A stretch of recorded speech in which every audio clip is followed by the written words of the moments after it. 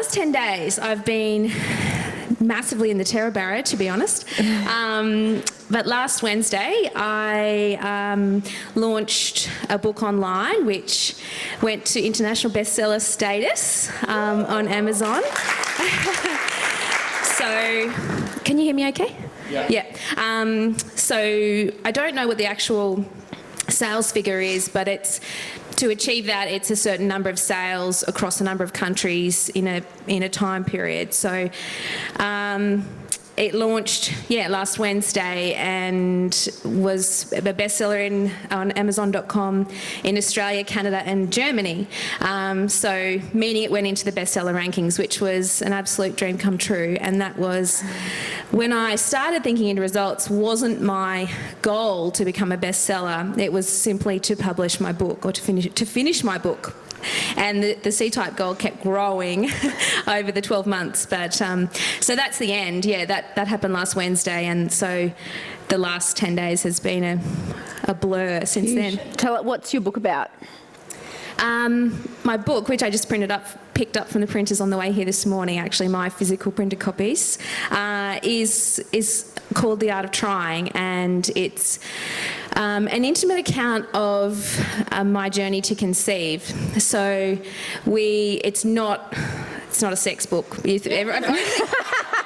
I've just started to actually realise that people may hear that and go, Jesus. So we had a bit of a challenging time having our children. We're now very blessed to have 4 little boys, but it was a really tough road, and it was a tough road that we went through living in some pretty isolated areas in New South Wales and Queensland. And I kept a journal throughout the years of that struggle, and so I thought, I want to do something with this, and I think this will help a lot of people if I share this. And so when I came to thinking into results with Karen last year, it had literally been sitting in my mind for 6 years, but I hadn't made a decision to do something with it. And within 2 weeks of TIR, I went, that's what I need to do first. That's my first goal. And here we are 12 months later. Only 12 months later, after 6 years. See the theme here? So you're a mum of 4, married on a cattle property near Gundawini. So we live 30 k's west of Moonee, which is in southwest Queensland, so about 4.5 hours drive from here. Yes, our property is cattle and cropping, beef cattle and cropping, and yes, my husband is his primary role is on the farm, and we run that in conjunction with my parents and 2 of my siblings and their partners. Yep. And so I want to take you back to the beginning now. What was describe where you were at in that time in your life that you thought something has to change. I need to do something different. What was going on for you that inspired you to connect? It was desperation, actually. So this time last year, I had been in survival mode for, I think, about 3 years. Our boys are 5 and 3-year-old twins and a 1-year-old. And I finished work in the business that I had been running when I was about probably 7 months pregnant with the twins. And that was the end of anything for me. And I think that's when I started dying, to be honest, or when I stopped growing, because I just went into pure survival mode, as you do, as anyone knows with little kids. You're just literally getting through the day. And it was bloody tough, to be honest, once those twins were born, it was, and then going on to having our 4th, I was just literally surviving every day, getting through every day. It was beautiful and it was everything I wanted, but I was not honouring anything about me. I was not using any of my gifts. I was purely just going through the motions. So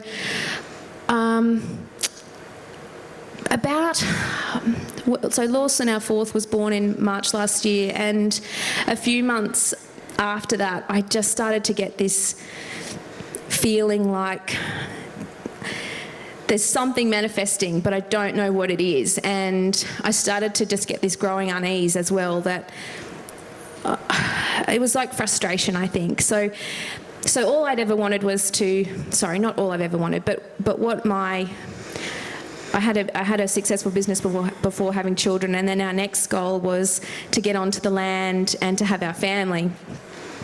That was sort of what I wanted.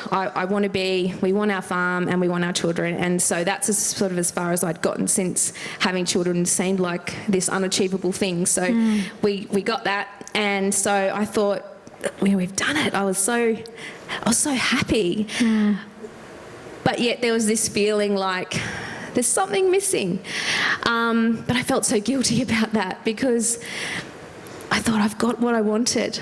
Why am I not content? So I kept putting it to the side,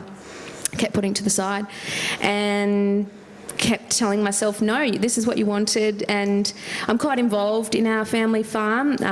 My passion and my part of the business is the cattle side of things, and as well as the bookkeeping and financial business level stuff. But I hadn't been able to do as much as I wanted with that because of having little ones. So I was in the house a lot.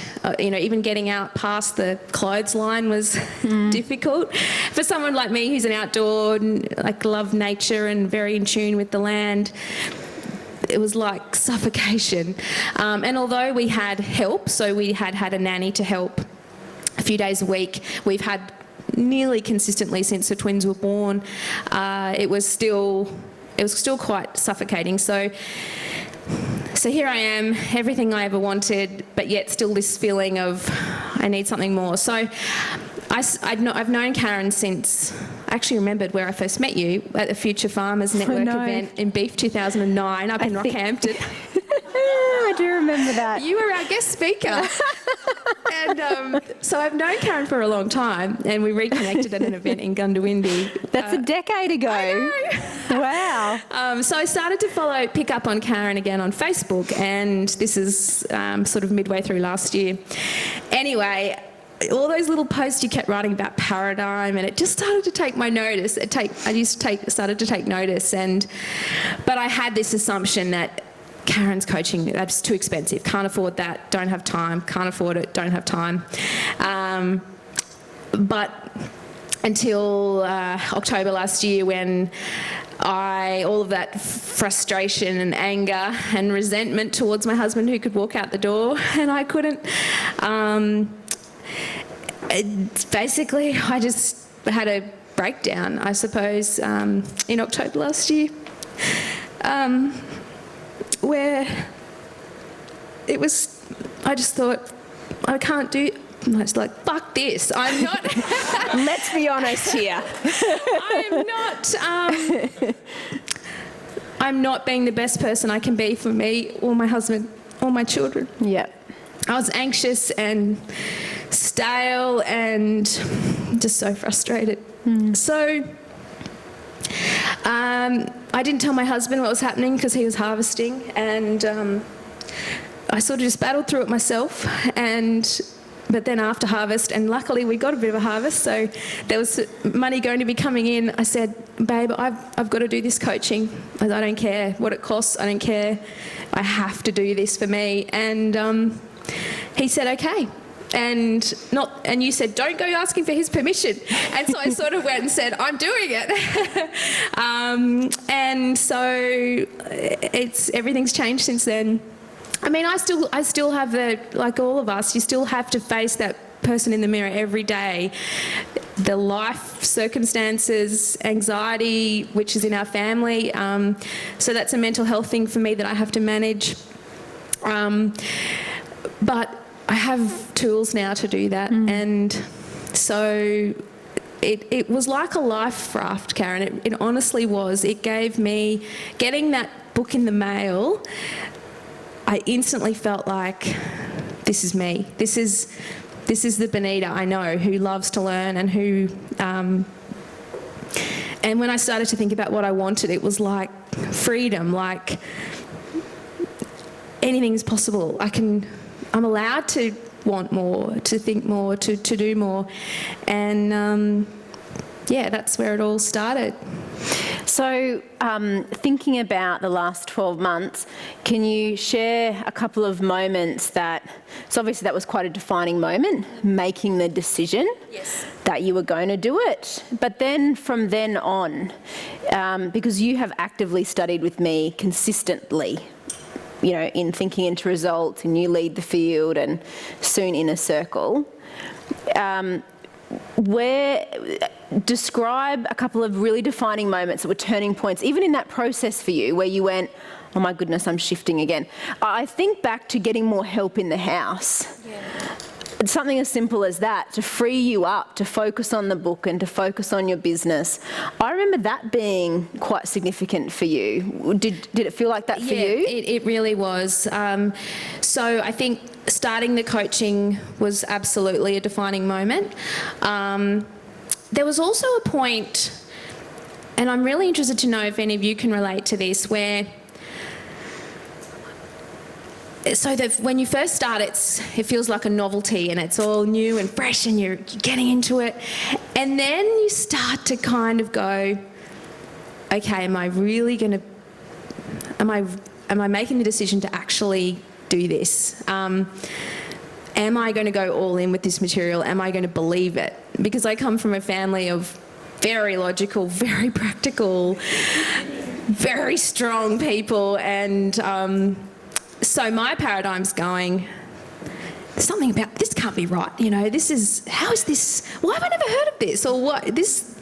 So that was another defining moment where I really wrestled with it. Like, am I going to just sort of half do this, or am I going to sort of fully do this? Does that make sense? Yeah. Yeah. And so that was a defining moment when you really locked in. You went, no, I'm in. And that was probably 3 months in, I reckon. Mm-hmm. And that led to the decision at the beginning of this year, again, where I went to Adam and said, babe, I'm going to make some changes this year, and one of them is I'd like to finish my book. I'd like to start to be more invested in our business and dedicating more time, not just doing the BAS, but I want to be involved in the decision making. I want to be more on the ground. And so can we please have a nanny come 4 days a week to help me with the house and the children so that I can be more invested in that? And so that was another one. The decision to finish the book, obviously, and then it's been a cascade of decisions, and that's come from continually working on my self-image, and that's still a work in progress, absolutely. But it will be forever. It will be forever, yeah. But it's all stemmed from that. But it's also stemmed from the odd comment from you as well, that in every call or any of our conversations where you would just say something and I'd walk away going, oh my goodness, Karen sees me being a best-selling author. Like, how... I was just going to publish it in Brisbane and give it to a few people. And then Karen comes out and goes, okay, let's work with this publisher I know in Canada and make you a best-selling author. And I sort of, that's another turning point. So there's been, and the same as what we talked about in me becoming a leader in our business, that was another decision. Okay, I can be valuable to our business in so many ways. So it's just been this succession of decisions. Mm. Had you experienced decision making in this capacity prior to... Did you understand the importance of decision making prior to being involved in this? The power that it has to change your life? No, not fully. And what this program has revealed to me is that I was not a good decision maker. I thought I was, but it's shown me that I did a lot of thinking and a lot of referring to what other people thought. What do you think, Dad? Or what do you think, Dad? Or asking 12 people what they thought and then kind of summarising that and then deciding what I thought. What I now do is tend to make a decision more on what I think, and I'm getting better at listening to that voice and making decisions more quickly. For example, in the book, there's some affirmations that I created around pregnancy and conception, and I had the thought one morning I should create some affirmation cards. Bang, rightio, I'm going to do that. Yeah. And I've done that, and I'm going to invite Karen to write a chapter in the book. Karen, can you please write a chapter in the book? You know, I'm still developing this skill, but I'm honouring myself more and listening to myself more. So the power of decision is certainly one of the biggest breakthroughs I've had from thinking into results and lead the field. And for you to create the results that you have, what was it that you really had to let go of? That you really had to let go of, release? You know, there's the quote that they say, it's not who you are that holds you back, it's who you think you're not. What was it that you had to let go of so that you could become who you are today? I've had to let go of old beliefs. Such as? That you can't have it all. That's probably the biggest one. And it's funny that you have mentioned that so many times, because it's something that I've never truly believed, the statement that you can have it all, but just not all at once. It never sat right with me. And so giving myself permission that yes, I can have it all, I just need to learn how. And letting go of other people's beliefs of who and what I should be.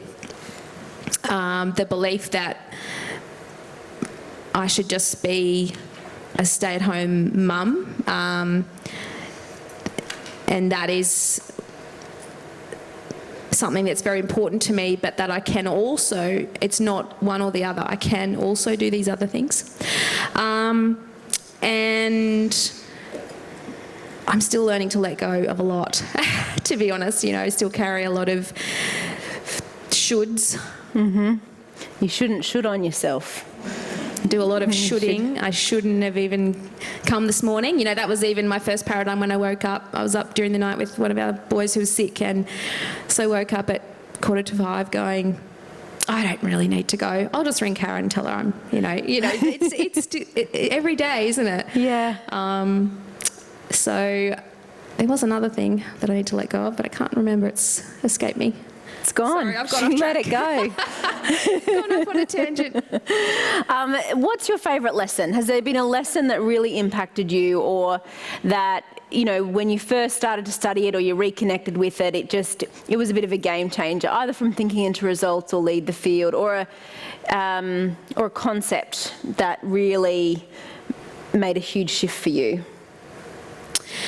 I think the Acres of Diamonds story out of Lead the Field for me has been a big game changer, because I do tend to have a little bit of the shiny object syndrome, where I love to create things. So I'm always looking for the next business venture, next opportunity, next idea. And since that lesson, it has helped me to see that, when the greener pastures one, that what I have already here and within our farm, within our team, within our family, there's so much scope for growth and opportunity, and it's all here. That's where it starts. So that I have to hold myself back from wanting to do this, do that, do this, let's do this, do that. That can all happen, but let's focus on doing what we're doing now better. Yep. So it's that focus, really.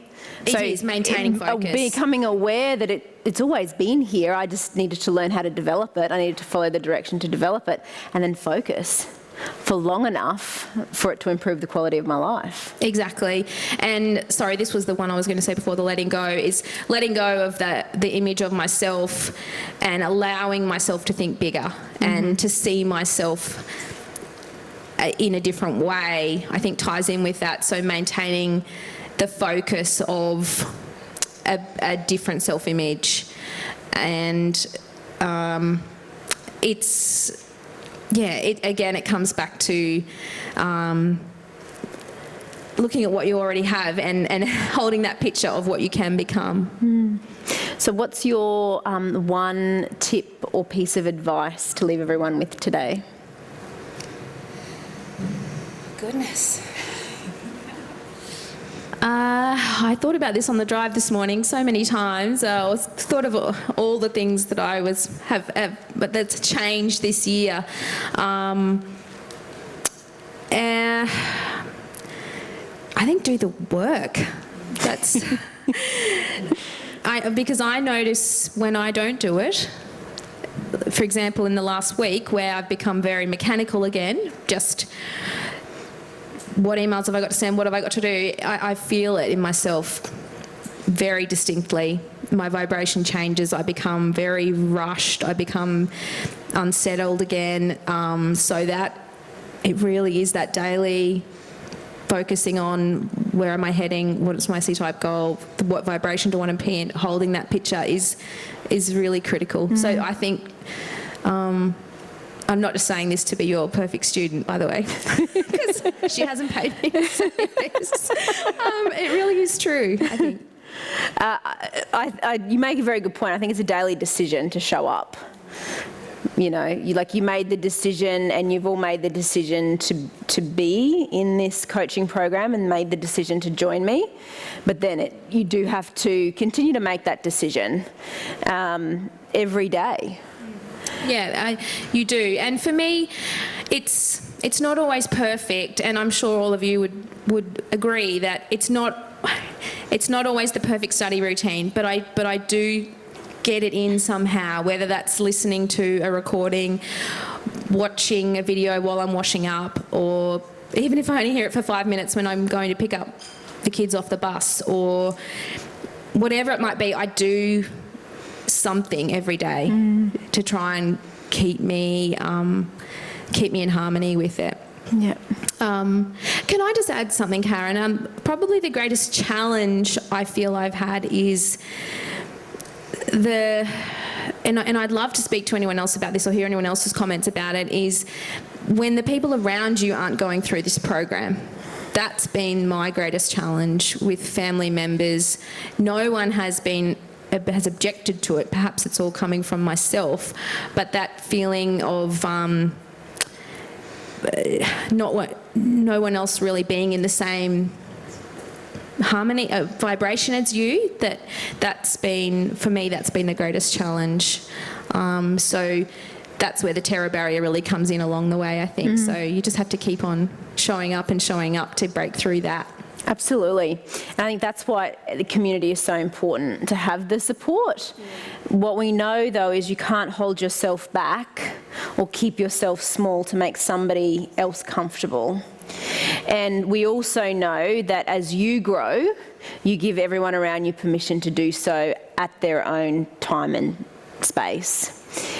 And so when you are growing spiritually, mentally and physically, when you're filling up your own cup first, you don't necessarily even need them to be in this or a part of it, but you are able to be a more effective human being in that relationship because of it.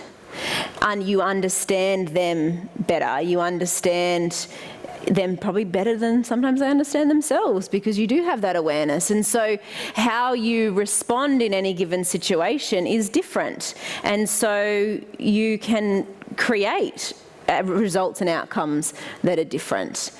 And I think that makes a very great point. I mean, I've been teaching this for nearly 5 years, and it wasn't until, and my mum got into it after a few years, and my sister got into it last year. But in the 5 years that I've been doing it, it's only this year that, I was really invited into our family business to talk about it and teach on it and use it as a training resource. And so it takes time, right? People come to things at different speeds and different paces, but I think if everyone knew what this could do for them, they'd be knocking my house down to get it.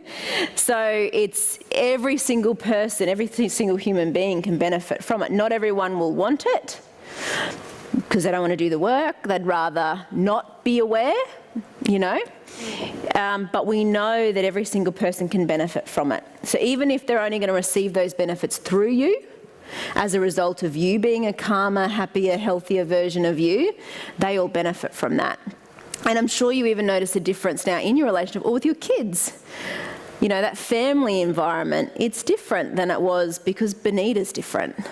She's a calmer, happier, healthier mum, so your kids get that from you. So if that's your only reason for doing it, that's a good reason. Yeah. So, beautiful. All right, thank you so much. You're welcome. For coming up here. Congratulations. Thank you.